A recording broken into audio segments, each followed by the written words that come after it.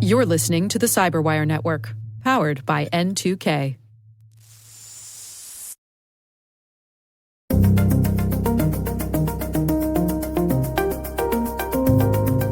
The majority of us won't be changing our primary email address anytime soon, or our phone number, for example. So it just comes down to adding more layers of protection around those accounts. Hello, everyone, and a warm welcome to the Hacking Humans podcast, brought to you by the Cyberwire. This is the show where every week we delve into the world of social engineering scams, phishing plots, and criminal activities that are grabbing headlines and causing harm to organizations all over the world.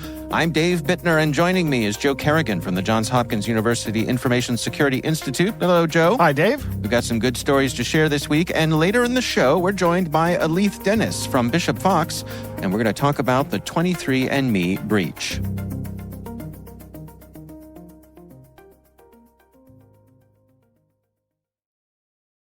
For the past 6 years, the Cyberwire has delivered your daily dose of the top cybersecurity news, and we're proud to be a trusted source in the industry. To celebrate our Big 6, and as a special thanks to all of our Cyberwire listeners and readers, for this week only, we'll be offering a discount of 60% off annual subscriptions of Cyberwire Pro. Use code Cyberwire Anniversary 2022 by April 25th to take advantage of this celebratory discount. Subscribe and save now, but above all, thank you for listening to the Cyberwire network of shows. Joe, before we dig into our stories here, we have quite a bit of follow-up this week, kind of clearing out the follow-up folder. So what do we got here? Well, the first one is from Michael, who wrote in about our catch of the day last week, which was last episode, because this episode drops after the holidays, Dave. Yeah. But it was a voicemail purporting to be from Spectrum. Right. And Michael writes in, "Hi, Dave and Joe. Some more information on this scam. I live in southwestern Connecticut, and Spectrum does not service my direct area, but does service an adjacent locale. I receive quite a lot of phone calls about, quote, if I'm tired of high bills, speak to them about dropping down my bills, end quote, from a group professing to be Spectrum. This is despite the fact that a quick phone number search on the Spectrum site shows that Spectrum does not service my address, as well as the search on the site displays the fact that my local number is listed as a Comcast number. They refer each other for service in the area when there's no service, apparently. So in other words, he's saying that if he were to put his number in, they'd say, nope, you're going to have to call Comcast. Mm-hmm. So he goes on to say, they may be calling all numbers in an area serviced by smaller ISP holders rather than targeting actual customers. Just like normal spam calls, it would result in a high number of false starts, given that they won't reach actual Spectrum customers or people capable of signing up for Spectrum. Similar to this in my area is a lack of specificity as well. At times, they will only say that they are with your, quote, TV services. Yeah. Right? Yeah. Hey, I'm from your TV provider. Right. Who is that? We're from the government. Right, yeah. Right. I've gotten these calls before where it's, hey, this is Bob from your phone company. Yeah. And I'll be like, oh yeah, what's my phone company? I'm immediately suspicious of these people. But they will only identify a Spectrum when pushed to identify the actual company name. I think that any call from any cable company offering you discounts is as suspicious as a stranger with a golden fiddle. I will agree. Yeah. I mean, it's all a numbers game, right? It is. I mean, they're just spraying and praying. That's exactly what it is. In fact, they may not even be.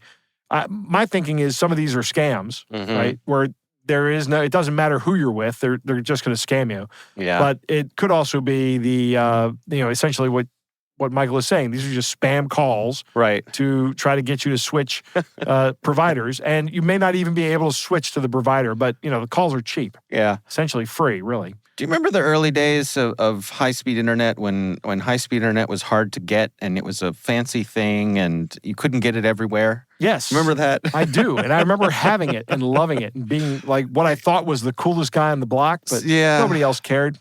So I had an office in a place that for some reason would show up on somebody's map, so some service provider's map as being able to get high-speed internet. But we couldn't. Right. We actually couldn't. When they came out and tried to run it, just didn't work, But I would get a call at least once a week from somebody promising me the world that, good news, we can install high-speed internet. And I'd say, no, you can't. And they'd say, no, look, right here on this map I have in front. I'd say, yes, I know, but you can't. You can't. And so I just got to be, like, after a while, I got tired of them and I said, have at it. Right. Good. If you can do it, I'm behind it. Right. Go ahead. Give it a shot. Proceed. Right. And waste their time instead of yours. Right. Proceed and let me know when you're done. Call me back. And like a day later, they'd call. No, well, turns out we couldn't actually. If they called back at all, Right. couldn't get it done. Sorry. Yep. I know. Anyway. I tried to tell you that yesterday, but you just wouldn't listen. You insisted that you could do it. You were so excited to make the sale, that big sale. This is the one. This is the big one. So. We got some more follow-up here from one of our listeners who is a regular correspondent and is a former U.S. Marshal. He wrote in to say that the Dutch have been running a reportedly effective ad campaign using a well-known Dutch actor-director for about a decade. It's summed up as hang up, click away, phone your bank. I like that. That's good. Yeah. And he says, as far as a better term than social engineering, just simply try scam. I'm down. This works quite well for me. People always understand what a scam is. Nobody doesn't. That's a good point. That is, it's simple as best sometimes. Yeah, scam. One syllable. Yeah. We had another person write in. This was someone who goes by Liphard on a Mastodon. And they wrote in to say, your Valamail guest on Hacking Humans, episode 268, stated that the Center for Internet Security, which runs all the ISACs, and this listener wanted to point out that it was worth pointing out that the ISACs aren't all under one umbrella. Yeah, they're all independent organizations run by industry groups. Yeah, so He said there's a National Council of ISACs. Yep. But there's also an ISAO, or a standards organization, ISAO. Yeah, I know. It's right, but neither are parent organizations. Right. But they don't necessarily correspond to critical infrastructure sectors. So this listener just thought it was important to point out and clarify that point. Yes. That the ISACs are not all under one umbrella. They are not. So that's good information. Finally, another listener who goes by the online handle Xantalon, which I kind of like. Sounds like a space bad guy or something. Yeah, right. Right. Says, your latest Hacking Humans discussion about corporate links and identifying scammer links. I understand DNS quite well, and it doesn't matter. So many companies use bulk mailers and marketers to send emails who put links in the emails with generated tracking addresses or the address of a subcontractor. I've seen this with tech support. Zendesk.com, for example. Do I know that company contracted with Zendesk or someone else? Right. Yeah, Who knows? That's a good point. Yeah. Because Zendesk is a service provider, software as a service provider for a lot of companies. Yeah. Right? So you could go in and create a fake email here and lend yourself some credibility. Right. Credibility. Yeah. Yeah.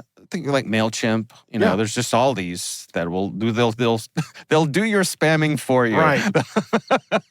Yeah, they're on all the whitelists too, by the way. Right, exactly. Well, because a lot of times you sign up for a newsletter that you legitimately want to get. Right. It could come from one of these providers where the next account is sending out stuff that you don't want. Mm-hmm. So, yeah, it's complicated, but Xantalon makes a good point. So, thank you all for writing in. Of course, we love to hear from you. If there's something you'd like us to consider for the show, you can email us.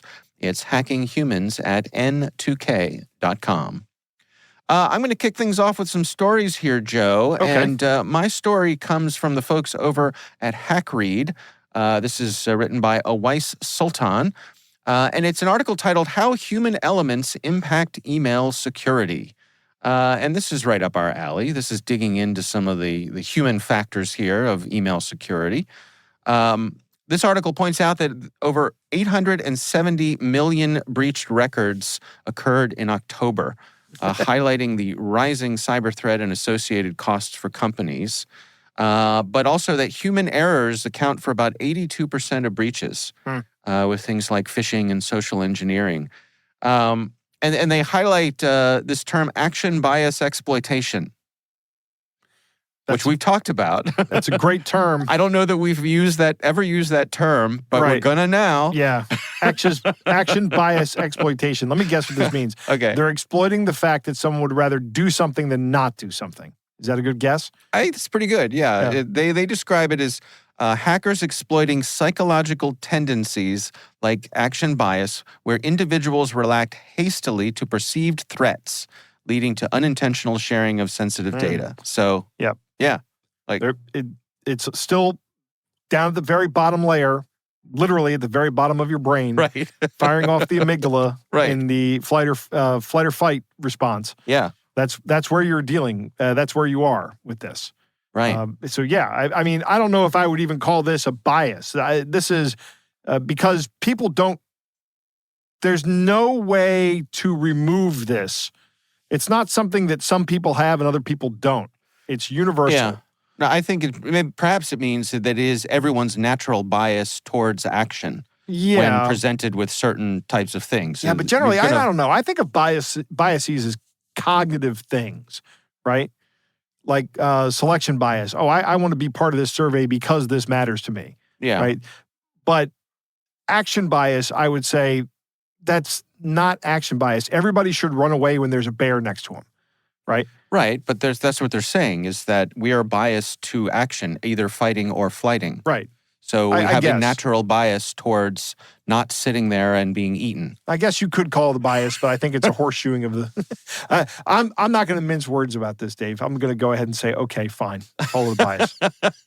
Okay, we'll leave it to the people who wrote the article, and we'll leave it to the psychologists. Yeah, perhaps they left an email address, Joe. You can write them a letter about your. Let me know how that goes. Yeah. I don't think I'll waste my time doing that. This article points out some strategies to mitigate risks. Of course, data backups. You got to have data backups. Right. They talk about email signature management. Basically, don't give away too much information in your email signature. The things that people can use for social engineering. Right. Right. Yeah. Of course, access control. Restricting file access, limited to make sure that when accounts are compromised, that somebody doesn't just walk in with the keys to the kingdom when they have one set of username and password. Exactly. Yeah. Exactly. The principle of least privilege is what we would call this. Right. Right. This was something that I used to see all the time when I was administering a system. It was a document management system. It was called LiveLink. Now I think it's just called OpenText. Okay. From OpenText, the company. And by default, when people created these document container folders, whatever you want to call them, they was like a pseudo file system on a website. Yeah. At this time, but by default, when you created it, everyone in the organization had access to it. You had to go in and limit the access to the people you wanted to have access to. I see. So, at the time, I wasn't steeped in the security world as I am now. But were I to be doing this today, I would say we're going to set that to no permissions, and you have to add the organizations you want to have access to this. And then we'll rely on group management to make sure people are in the proper groups. Yeah. Because somebody moving from one group to another, they should lose access to the stuff they used to have access to that they don't need anymore.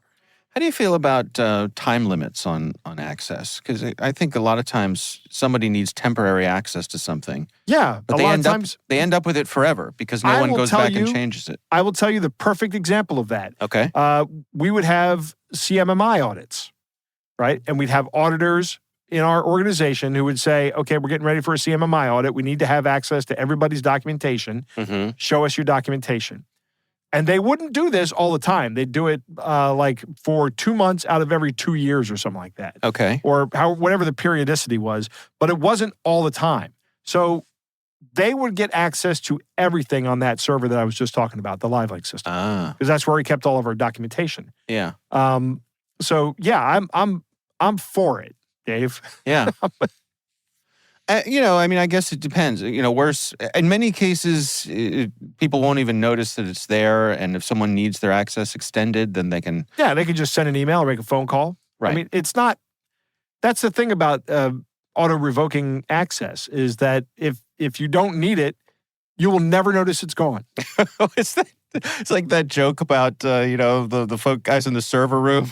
They're saying, what's this thing do? Say, I don't know, unplug it, see who comes and complains.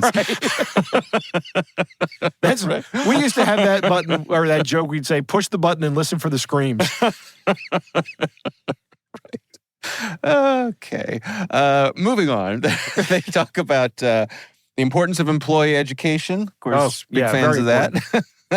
In fact, they call that the most effective defense strategy. Do they really? Yeah. To teach employees about the cybersecurity basics, about threat recognition and response protocols, which I think are really important as well. Right. What do you do if something goes wrong? What do you do if you have clicked on a phishing link? Yeah. Right? Right. That's you got to tell people that.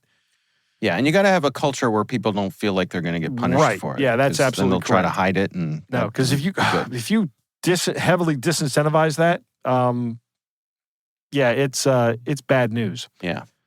And then finally, looking towards 2024, in terms of an outlook, they emphasize that you should try to create a robust security culture through comprehensive employee training and awareness, which will help enhance overall security posture and reduce human error-induced incidents. One of the things that Perry Carpenter always says, Perry Carpenter, who has a show on this network, the Eighth Layer Insight Show, and is a frequent guest on our show. Yeah. One of the things he says is you have a security culture, whether you know it or not. That's right. That's right. So if you don't know you have a security culture, I can bet that your security culture is poor. Yeah. That's good. But I mean, Perry said that, and I was like, that's really good. Yeah, it's true. It's very true. All right. Well, that's my story this week. We will have a link to that in the show notes. Joe, what do you got for us? I got two stories. One, since this is more of a follow-up from the holidays, but there is a product out there called a vanilla gift card, which is a gift card that you can only use once. It's not reloadable. But we were talking a lot about gift card scams last month. Yeah. And in the city of San Francisco, their city attorney, David Chu, I'm not sure how you pronounce that, and I'm sorry for messing that up if I did, but he is suing the issuer of these cards because their products contain lax security features on them. Lax, L-A-X, which I think is interesting. I don't know how far he'll go with this, how far he'll get with this. It would be, I think it would be great if somebody could be held accountable for this, but these people have had their cards just drained or essentially bought gift cards for other people. And the attorney for the city of San Francisco, the city attorney is not having it. What does the article say what specifically he takes issue with? He takes issue with the quote, lax security features on the card packaging. Oh, okay. That's what he says in the article. Yeah. Yeah, according to the complaint, the gift card packaging allows for easy access to the card inside. Oh, I see. People can get into the card, take all the information off of it, put the card back on the shelf, and then let other people buy them gift cards. I see. That's how it works. Yeah. I right before the holidays, I saw some posting from Brian Krebs, Krebs on Security, and he was reposting some articles from a couple years ago that really outlined how the bad guys go after gift cards. Right. And one of the things he highlighted was how they can manipulate the packaging that they come in, do what they need to do, and then make it look like the packaging was not manipulated. So it sounds like that's along the same lines as what you're talking about here. Yeah. My thinking on this is that printing equipment is not all that expensive. Yeah. You could get something that essentially prints up new packaging for those gift cards that looks very similar, if not exactly the same, as the packaging that's on the shelf. Right. And you could do anything you wanted to that card, put it in a new package, and put it back on the shelf. Yeah. Interesting. What else you got? My second story actually comes from my good close friends at the IRS, Dave. Okay. Sure. So did you send them a big gift basket over the holidays, Joe? We're pen pals, me and the IRS, Dave. Pen pals. All right. I understand. Sure. So the IRS has announced that they are going to be providing penalty relief for about 5 million people on their 2020 and 2021 tax returns. So I don't know exactly what the details of this tax relief are, but they're not relieving people of their taxes, just of some of the late fees. Okay. And they're saying it's because we weren't able to send out late notices or non-payment notices when people file their taxes but didn't pay them. So I don't know what the benefit is going to be. You can probably go through and read this article, and that's not really what I want to focus on. Okay. What I really want to focus on is there are 4.7 million individuals who are affected by this, who are impacted by this, who are going to get some kind of benefit. That's a pretty large swath of the American public, especially the tax-paying public. That's probably somewhere around 1-2%, maybe. Yeah. Right? The scammers are going to go after this. They're going to exploit this because these guys are watching the news. So first off, I don't want to say how you feel, or this is not about the refund program or the forgiveness of these late fees or whatever. It's about the fact that you're going to see emails saying claim your IRS fee waiver right now. And if you are someone who has not paid or owes penalties, non-payment penalties for 2020 and 2021, that's going to hit you right in the money part of your brain. Right. Right. And it's going to fire off you. Hey, I heard about this on the news. Oh, here the IRS knows that I owe them money because I have to send them checks regularly, or they keep sending me those annoying letters or whatever. Yeah. And they say they're gonna they say they're gonna come and get me if I don't buy gift cards for them. That's a completely different scam. But if you're in this, if you're one of these people, you're one of these people, right?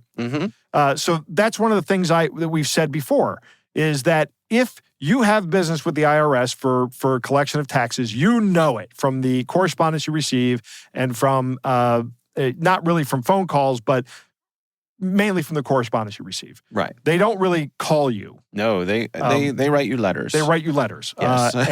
And they will not call you out of the blue. If the first communication from the IRS will never be a phone call. And the only time you'll get a phone call is when you have called and asked for them to call you back, or if you have some kind of agreement with them where you're talking with them and you know somebody. But this is going to come in the form of phone scams, and this is going to come in the form of phishing attacks. Yeah. And probably even scams over text messages and over any other messaging platform. I don't know how the IRS would know that what my Signal account is, although they might know. But be on the lookout for this. Also. Since we're now in January, it is tax scam season. So be extra vigilant. Yeah. That they're going to go after businesses. They're going to go after individuals. They're going to be filing taxes, fraudulent tax returns. And if that happens to you, that's going to be a pain. Right. They've switched gears from the holidays to that's right. tax They season. switched gears from the holidays to the tax fraud. Right. Or not tax fraud. Tax fraud is when you lie to the IRS about how much you owe, but these are tax scams. I guess this is tax fraud. I don't know. These people would probably do time for tax fraud if they ever got caught. Could be. So, yeah. Yeah. All right. The people filing the returns, I mean. Yeah, good advice. Yes. Good advice. Keep an eye out. And also, I don't know how the IRS is going to notify you if you are one of the people that receives this, but they said they will notify you. And it will come probably in the form of a letter. I'll bet it comes in a letter. It's got to be a letter. And how often do you get good news from the IRS, right? Good news. Where you don't have to. I've opened a number of letters from the IRS and haven't seen one that says good news. I mean, I guess if you get a refund, that's a good news. That's a good news letter from the IRS. I've got a refund in a number of years, though. All right. Well, we will have links to both of your stories here in the show notes. Yes. Joe, it's time to move on to our catch of the day.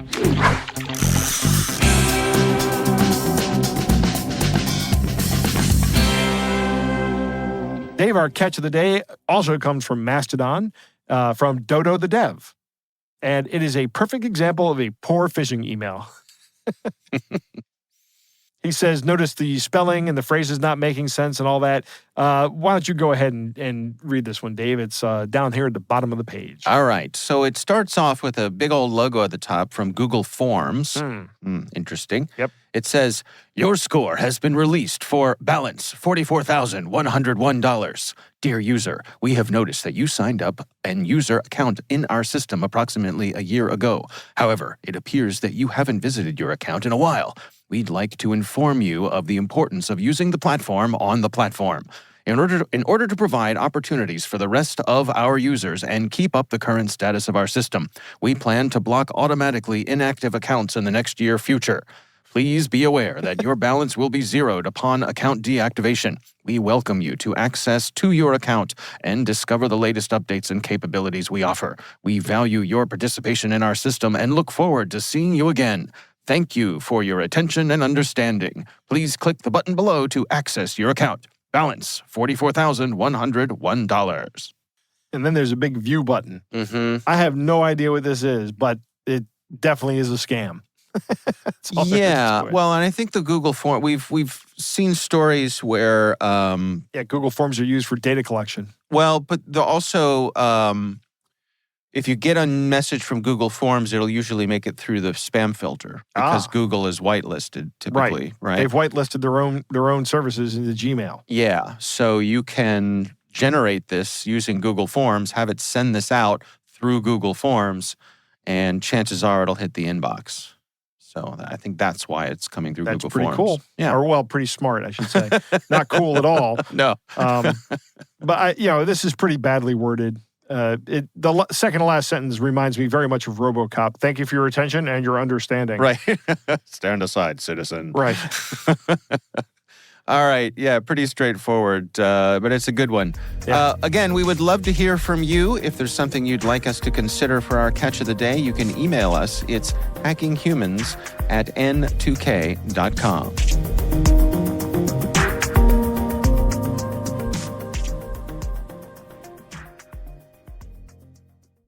For the past 6 years, the CyberWire has delivered your daily dose of the top cybersecurity news, and we're proud to be a trusted source in the industry. To celebrate our Big 6, and as a special thanks to all of our CyberWire listeners and readers, for this week only, we'll be offering a discount of 60% off annual subscriptions of CyberWire Pro. Use code CyberWireAnniversary2022 by April 25th to take advantage of this celebratory discount. Subscribe and save now, but above all, thank you for listening to the CyberWire network of shows.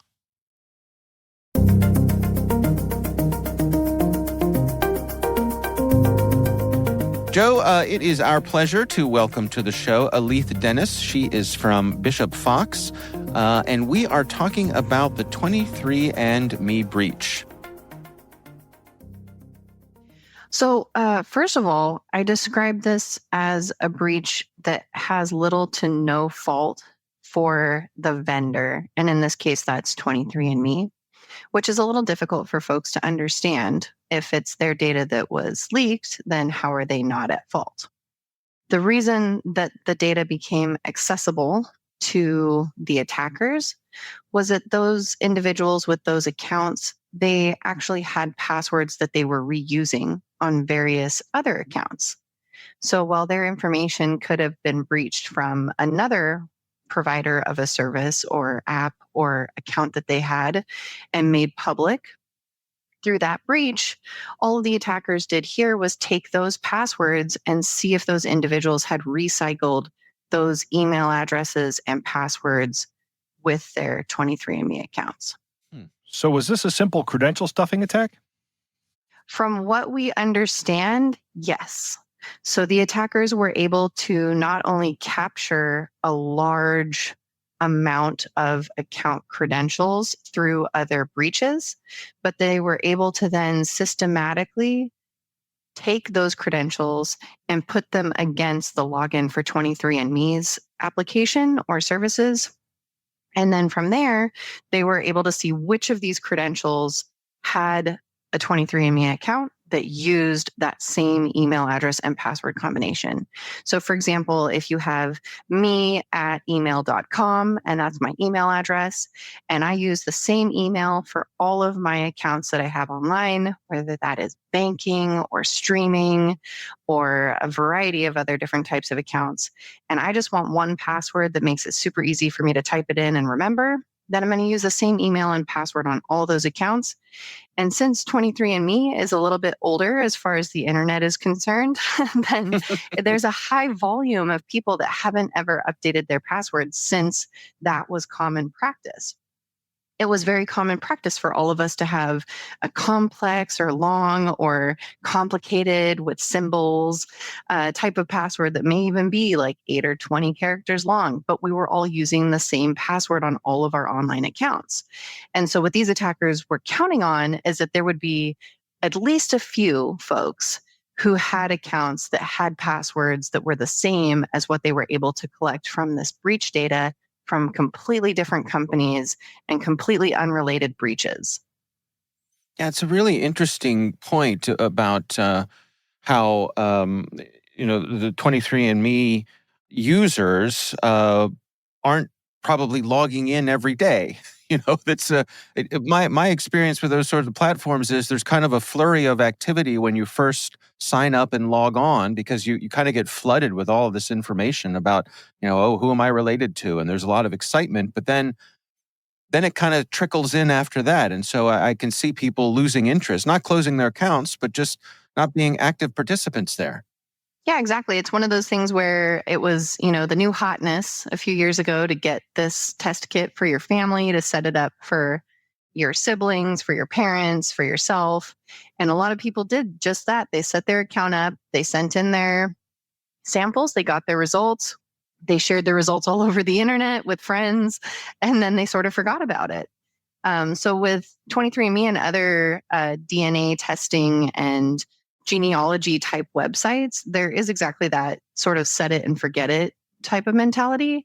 Whereas with, streaming services and banking, we get lots of reminders to update our passwords. And when new security concerns arise, those are the first things that come to mind because we are interacting with them on a daily basis. Now, it's my understanding that something that made this breach even worse was that if the bad guys logged in, for example, under my account, they were also able to see a good amount of information about folks that I was genetically related to. Is that on the mark there?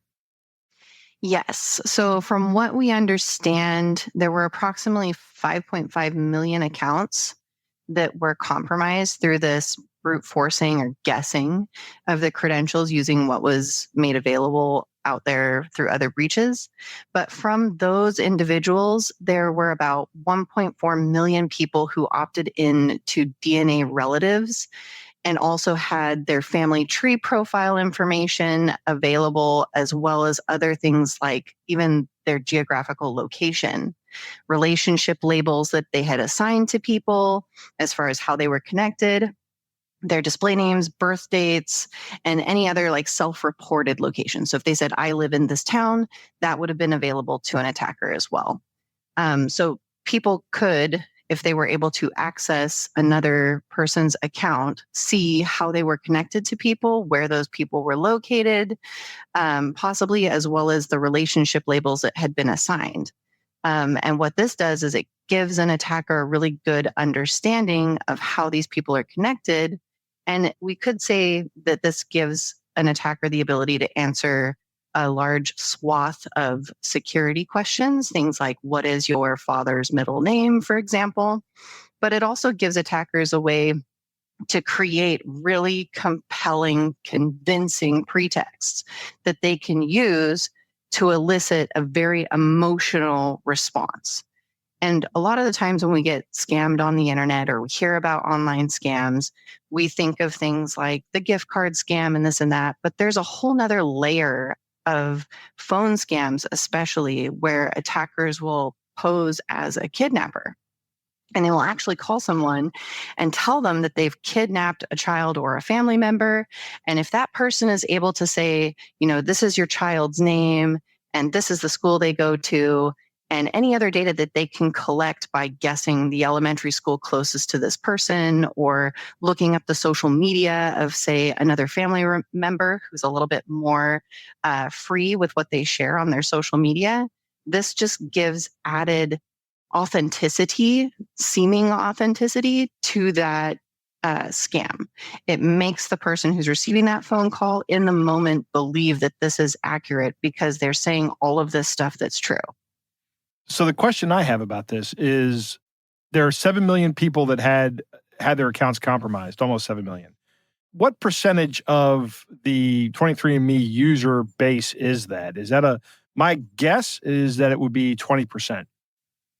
I don't have the exact numbers, but I would guess it was a pretty large set of users, especially that volume. I would say it's a pretty large percentage of current account holders, because again, these people would have to have active accounts in order for them to be accessed.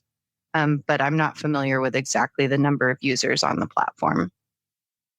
Now, it's interesting also that after this breach occurred, both 23andMe and Ancestry have kind of upped their game when it comes to the requirements for their users and login security, right? That's correct. I know that there is two-factor authentication made available on the majority of these platforms. That would take a little effort on the account holder's part to enable that and set it up. So in this case, I feel like there's going to be a large number of individuals, as we discussed, that they just set this up, 10 or so years ago and forgot about it. Those people aren't going to be as vigilant in protecting their accounts. So these features are quite new, and they may or may not know how they work, how to set them up, how to use them, or what the benefit is to them to set them up. So I love that these companies are kind of taking the initiative to communicate the benefits and the fact that these features are available now and encourage people to take action. But we all know humans will take the path of least resistance when given the opportunity. And I don't expect that a lot of people will take action swiftly to enable these security features on any of their online accounts unless they are someone who has fallen victim to some kind of attack. Mm. So is there anything you think that 23andMe could have done better, or do you think there's any culpability they may have in this? My initial thinking on that is no, but I'd like to hear what you think about that. In my opinion, and I will stress that this is my personal opinion, I do not believe that 23andMe did anything incorrectly or is responsible in any way. I do understand that the individuals who had the most information compromised opted in to share data between other people on the platform. So they were actively looking to connect with other people who may have been related to them or had some relationship or additional information about that individual's family tree or other people that they could be related to. And that is a little tricky because yes, that person has access to that information because all of those other individuals that they're connected to, as well as themselves, opted into that. But again, I think that there could be more layers of security around how this data is being shared, even within the platform. But at the end of the day, I don't believe that 23andMe is responsible for this particular leak or breach of data because of the fact that these attackers gained access by guessing the passwords of the account holders using information that they got from a completely unrelated source. Hmm. Immediately after this breach, I was actually involved in some genealogical research on the platform on both 23andMe and Ancestry. And to the frustration of someone who was helping me with this, 23andMe had actually disabled a bunch of features. One of them being, that sharing feature that had caused them so much trouble. They turned the spigot off on that for a while, and understandably, but it was also slowing down folks who were, trying to do some family research. Right. No, it's tricky because we want to be able to freely share information to advance those types of objectives. And I think I've seen this the most with clients who have had research-based job functions. I'm trying to redact things as I talk, so.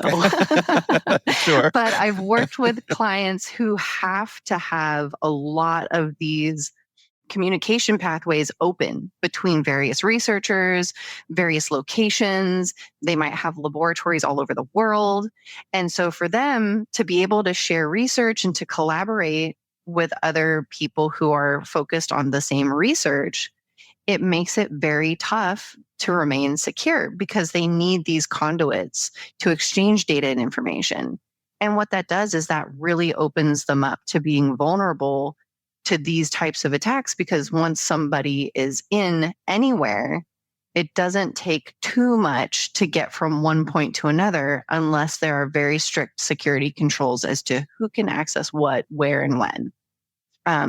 So there was a medical research facility that was in the news recently who had individual accounts breached from their records, so patient data.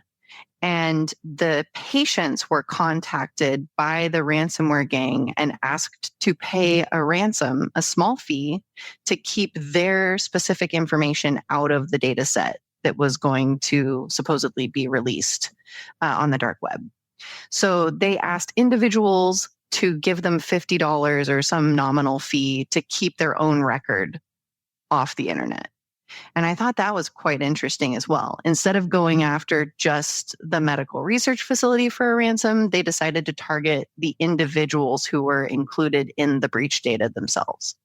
Now, I've taken to calling those sort of low-level attempts nuisanceware, because it's not going to change anyone's life, but I guess it's effective. They do it for a reason. I'm curious, can you speak to the kind of immutable nature of this particular type of data? You cannot change your DNA. Yes, and I know that there was a lot of fascination in the security community as to how this data was going to be stored, how it was going to be protected. And I don't know that in this case, that the individuals who breached these accounts would actually have access to the DNA record, because I don't know that the full, DNA record is available just in the online platform. However, I also don't think that while we often tend to want to focus on the conspiracy theories and the sci-fi elements of DNA being leaked and, having yourself cloned, for example, I feel like the majority of us really want to focus on protecting things like the shape of our face, our fingerprints, things that we now use to access things like our phones. And I believe that for high value targets, that might be a very high priority as far as concerns go. And if you're concerned with those types of things, then, setting up a website and sending in your DNA, or a website account and then sending in your DNA sample may not be the best path for you, because the only secure platform is one that can't communicate with anything outside of itself. So we're never going to reach 100% security on any of these types of services where you have individuals who are logging into accounts and you have that interconnectivity between different SaaS applications as well as locations and data centers, et cetera. Everything is vulnerable in some way. But as far as protecting the way that your face looks for things like facial recognition on devices or protecting your fingerprints, which, I saw The Matrix too, but that didn't look like a lot of fun, having your fingerprints burnt off. I don't know that there's anything we can really do besides adding multiple different types of factors of authentication on top of those. None of us are going to be able to change things like our social security numbers either. The majority of us won't be changing our primary email address anytime soon, or our phone number, for example. So it just comes down to adding more layers of protection around those accounts. And what I think is the best way to avoid these types of social engineering, phishing, or scamming schemes that lift simply the passwords or one factor is to have something else that is a device or a piece of hardware that cannot be taken away from you, but can be replaced or updated. So universal second factor would rely on an actual device being plugged into your computer in order to allow access. And I believe there are more online accounts that are enabling the use of things like YubiKeys and other devices that provide that U2F protection when it comes to authentication of a user when they're accessing an account.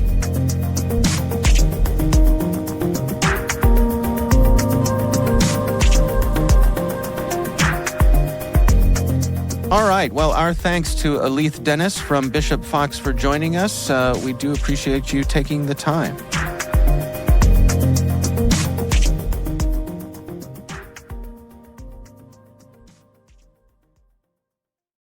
Thanks to all of our sponsors for making the CyberWire possible. If your company would like to reach 250,000 unique listeners every month, send us a note at thecyberwire.com/sponsor.